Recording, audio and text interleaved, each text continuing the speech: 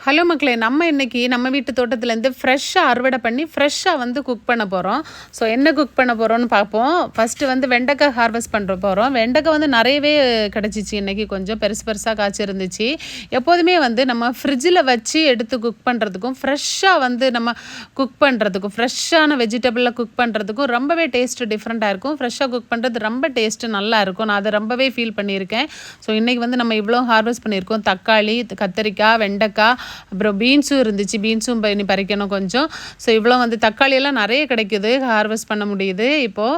So இதுதான் beans வந்து கொஞ்சம் தான் நின்றுச்சு. அதை அவ்வளோத்தையும் பறித்து எல்லா காயும் வந்து நல்லா கட் பண்ணி, வெண்டைக்காவும் நல்லா கட் பண்ணி கொஞ்சம் எண்ணெயில் போட்டு வதக்கினா தான் அந்த ஜெல்லி எல்லாம் போகும். அப்போ கொஞ்சம் இன்னும் நல்ல டேஸ்ட்டு நல்லாயிருக்கும். எண்ணெயில் போட்டு வதக்கி அதை மற்ற காய்கறி எல்லாத்தையும் கட் பண்ணி எல்லாம் மிக்ஸ் பண்ணி போட்டு நம்ம வந்து சாம்பார் ரெடி பண்ணிகிட்ருக்கோம். வந்து நம்ம வீட்டில் உள்ள கருவேப்பிலையிலே ஒரு கொத்து பறித்து அதிலே வந்து கடுகு தாளித்து நல்லா சாம்பார் வந்து ரெடி ஆகிடுச்சு. பொரிச்ச மீனும் அதுக்கப்புறம் வந்து உருளைக்கிழங்கு பொரியலும் சோறும் வச்சு நம்ம சாம்பார் சாப்பிட போகிறோம். உங்களுக்கு பிடிச்சிருந்தா லைக் பண்ணுங்கள். இந்த வீடியோ பிடிச்சிருந்தா சப்ஸ்கிரைப் பண்ணுங்கள். தேங்க்யூ.